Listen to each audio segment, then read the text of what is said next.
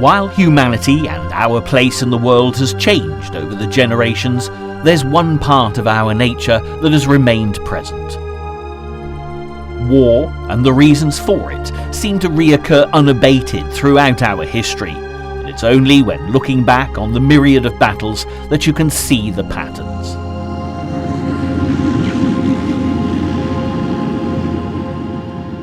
These parallels can likewise be drawn when looking into the events of World War II and the build-up of distrust between not only the Axis and Allied sides of the conflict, but also between the countries found on either side of the metaphorical line in the sand. In this programme, we'll be investigating the build-up to the outbreak of the Second World War, and looking into what led to the alliance of Japan's Empire of the Rising Sun with Hitler's Nazi Germany. With the backdrop of growing tension between the world's many superpowers, we'll break down not only the immediate precursors to the war, but also the deep-seated distrust and historical prejudices that brought it about. Though before we get to dealing with the 20th century's part in this theatrical build-up of aggression, we must first take into account what brought the nations to this point, and how the many generations of humans that came before helped shape the climate that made the epic clash of so many countries possible. It's easy to look back at the past, study the history of war, and uncover dramatic reports of heroic exploits, daring deeds, evil megalomaniacs and vicious dictators, and all too soon you'll find yourself completely detached from such events. The turbulent wars that took place so long ago seem to have little connection with reality, and will, in point of fact, often be the stuff of legend. Whether you consider the conflicts of the ancient Greeks, the battles for Troy, or Alexander the Great's conquest for world domination, what we now know often owes more to movie makers of the more recent past's interpretations. War is about heroes, glory, and a rip-roaring story, and invariably the true horrors of human conflict are lost in the telling. What's more, the old adage that history is only ever written by the victors is extremely accurate, or it was, until the wider use of photography, developed through the course of the 20th century, painted a very different picture indeed. So to really understand the concept of war on a global scale, the World War II years of 1939 to 45 provide perhaps the first complete overview of man's inhumanity to man, alongside the bravery and heroism that show the very worst and the very best facets of human nature. Incredibly, there are archive images from every stage of this conflict, and as we consider the events of the Second World War chronologically, this series of programmes will build into the ultimate timeline.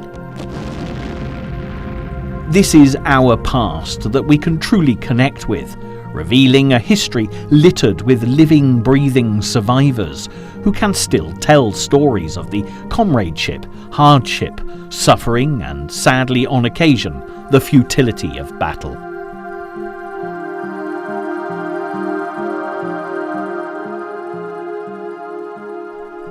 However, we don't want to get too far ahead of ourselves.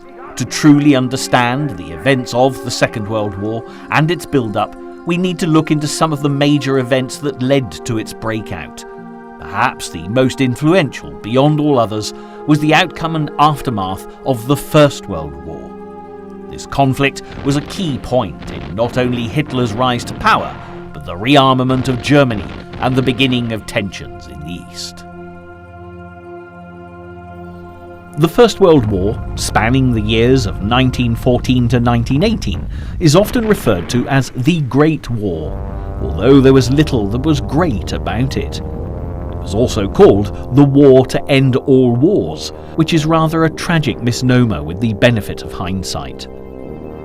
The figures for the casualties are staggering, with approximately 40 million people suffering injury on a very personal level, and at least half of these casualties proved to be fatal. This so-called Great War ended with an armistice at 11 a.m. on the 11th of November, the 11th month, 1918, after which the defeated German Empire had its own internal revolution, leading to the end of the monarchy and the setting up of Germany as a republic. Even after the armistice was signed, the victorious forces still kept up their blockades around the country. This led to imports and exports being severely reduced, which did little to help Germany to rebuild itself. The next year, delegates from many countries arrived in Paris to discuss how to prevent a war of such scale from ever occurring again. While attempting to curb any possible resurgences of aggression in Germany, the group were also hoping to restore a sense of order and harmony to the world in the wake of the greatest loss of life their countries had ever seen. The official treaty that marked the ending of the First World War came a little while after the Paris Peace Conference and formed the backbone of the League of Nations. The Treaty of Versailles was drawn up by the victorious Allies and signed by all parties on June 28, 1919. But many historians believe that this well-intentioned treaty actually did more to cause a Second World War rather than prevent it. Signed in Versailles' magnificent Hall of Mirrors, the only country not allowed to take part in the process was Germany. The repercussions and heavy penalties imposed were therefore unworkable and would create a national feeling of resentment and revenge. It was this lack of foresight that eventually would allow the extremist views of Adolf Hitler to not only be listened to, but also acted upon. But Germany weren't the only people feeling that dissatisfied with the outcome. Italy too felt that they deserved more for their efforts in the war. Japan's Empire of the Rising Sun was angered that they didn't receive parts of China in recompense. With hindsight, it is clear to see that this was the beginning of the Axis alliance, as those feeling most left out when it came to the treaty banded together.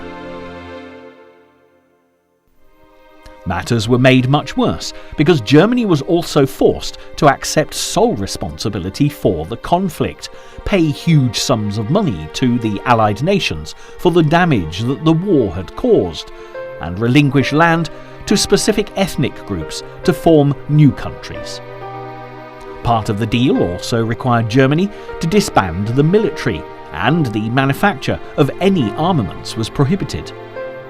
For a proud nation with a distinguished tradition of empire building, the treaty added insult to injury. And as the history books tell, an agreement of any kind will only ever hold if all parties involved have something to gain from adhering to it, and feel that whether victor or loser, justice has been done.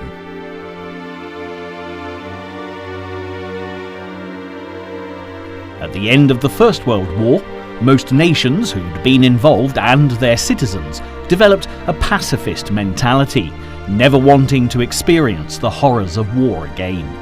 However, there were those, sadly, who had been inspired by the experience, and two of the most famous of these men were Adolf Hitler and Benito Mussolini.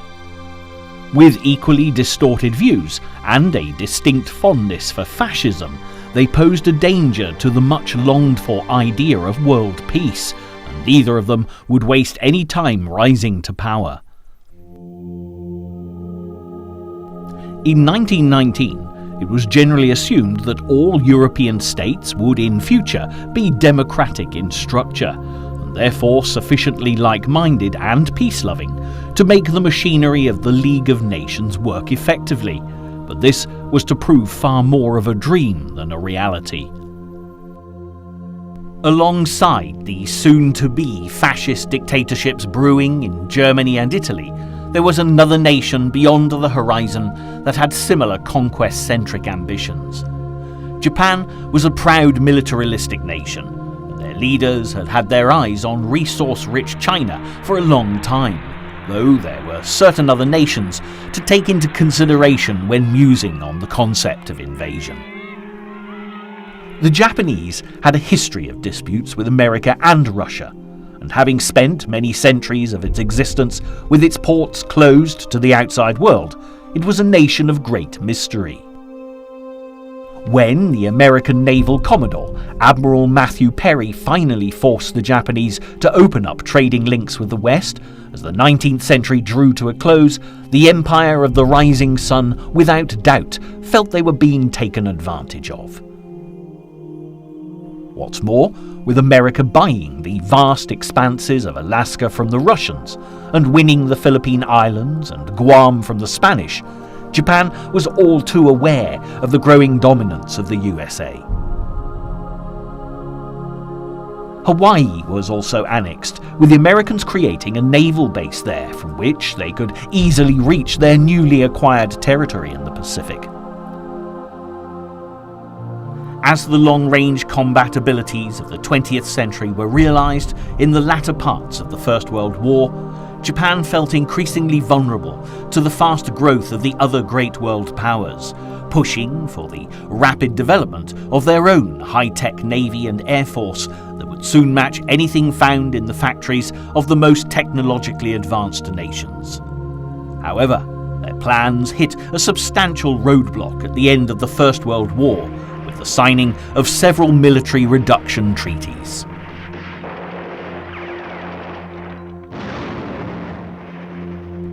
After bitter and bloody fighting in the trenches and great battles at sea, when peace eventually prevailed in 1918, treaties were fast put in place to prevent such a war ever breaking out again. But just as the Treaty of Versailles and its draconian measures against the defeated German nation fired Adolf Hitler and other like-minded patriots into action, another treaty caused discontent for the Japanese. The strength of the largest naval powers in the world came under close scrutiny in the aftermath of World War I, and the Washington Naval Treaty was signed between America, Britain, France, Italy, and Japan, agreeing limits for each signatory's navy.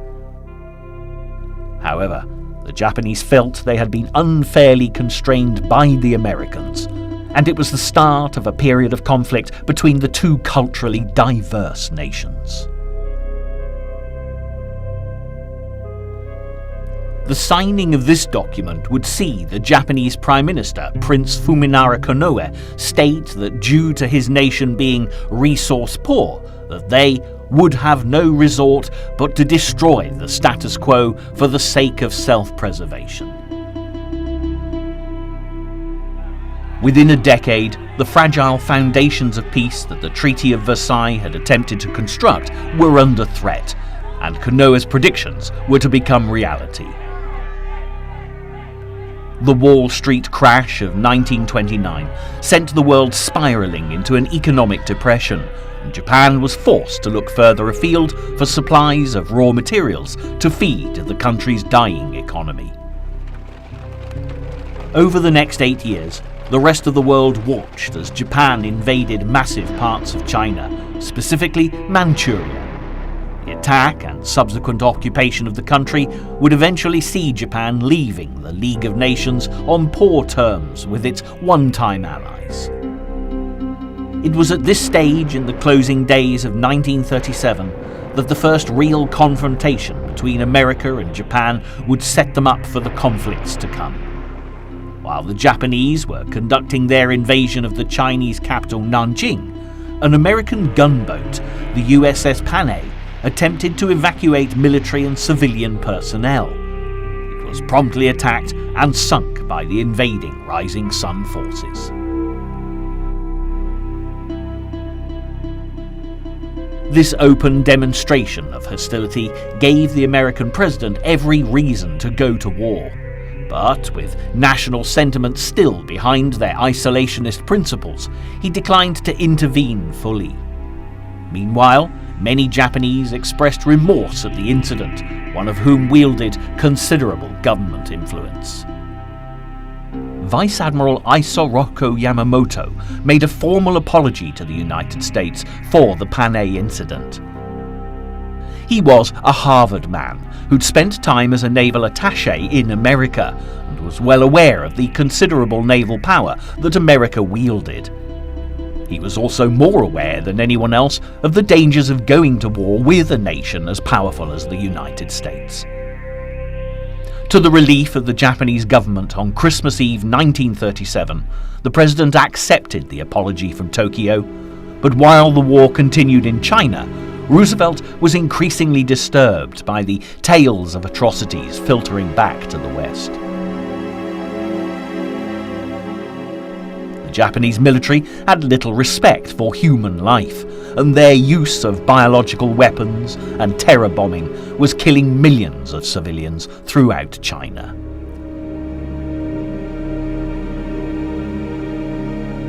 After the Japanese firebombed Chongqing in May 1939, killing 5,000 people in 2 days, America made decisive moves towards preventing further Japanese brutality.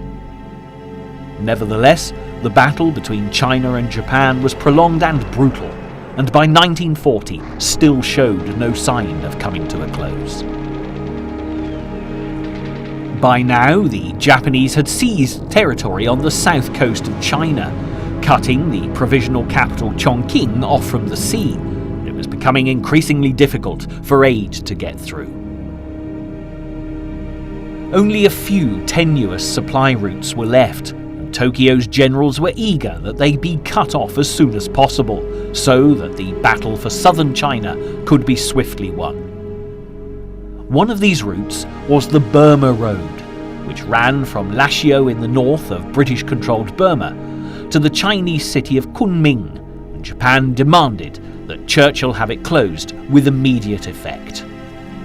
Britain was in a difficult and vulnerable position, as some of its most valuable colonies, including Hong Kong and Singapore, were in the Far East, and with the Battle of Britain in full swing, couldn't afford to spare precious ships for their defence. Japan certainly seemed to have the upper hand, already having taken advantage of the Germans' victory in France by putting pressure on French Indochina to close their routes into China, and it appeared that the British were now equally helpless to protect their interests. Prime Minister Winston Churchill had a grave decision to make, and for the time being at least, he had no other options open, forcing him to reluctantly agree to Japanese demands. On July the 17th, the Burma Road was temporarily closed, amid cries of shame from the politicians in the House of Commons. And while these events were taking place, in Africa yet another belligerent was making his presence felt.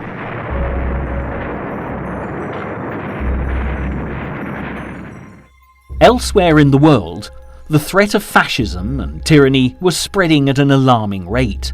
By September the 13th, Mussolini had revived his invasion plans in North Africa and ordered the Italian 10th Army to advance on Egypt.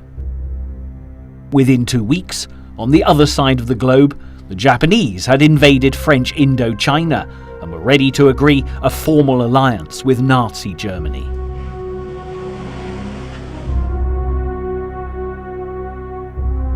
Admiral Sir Dudley Pound, then commander of the Royal Navy's Mediterranean Fleet, was particularly concerned about the Italian naval presence in the Mediterranean and planned an attack which would eventually become known as Operation Judgment.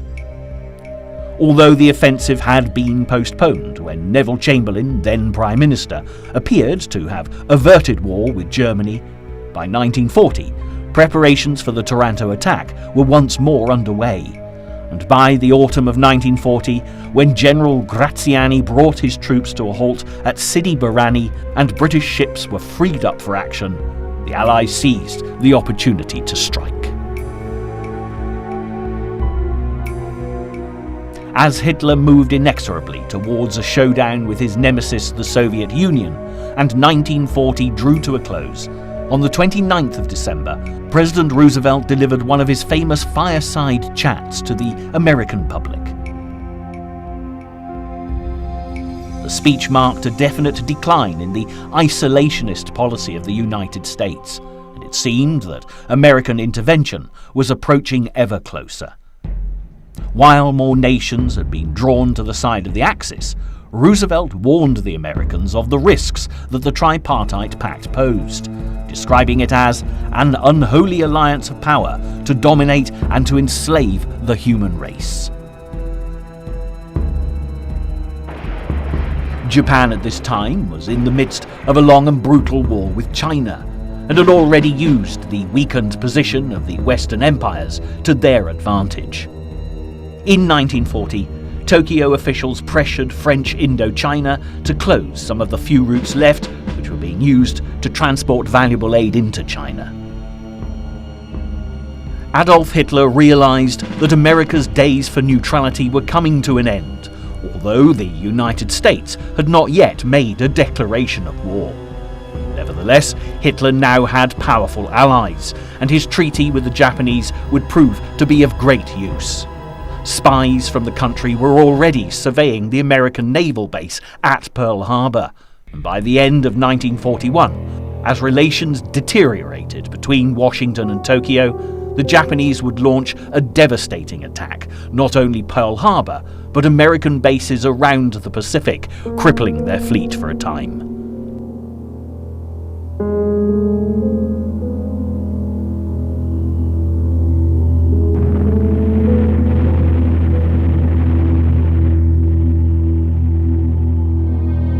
Attacking the Soviets proved to be a huge error on the part of the German Führer, who had vastly underestimated the strength of his enemy.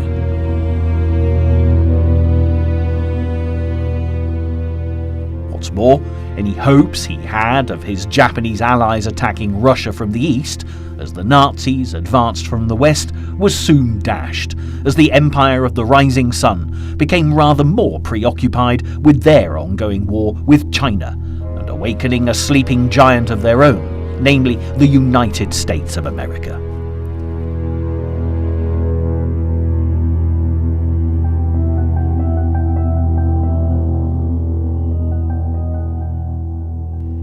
On the 2nd of June 1941, an imperial conference was held in Japan as Hitler's most powerful ally evaluated their position. With Operation Barbarossa putting Russia and Germany at war, the Japanese were reluctant to be drawn into the conflict as they had issues of their own that demanded more immediate attention.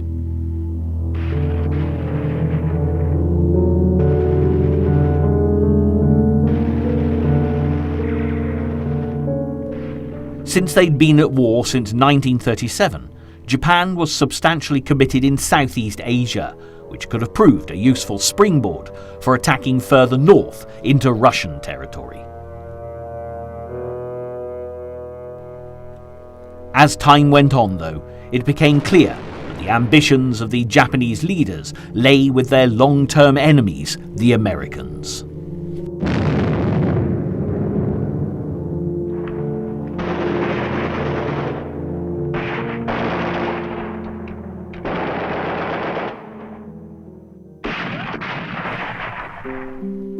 With the growing tension between their leaders and soldiers, it wouldn't be long before even these isolationist nations were drawn into the conflict that would consume the world over a long 6-year period.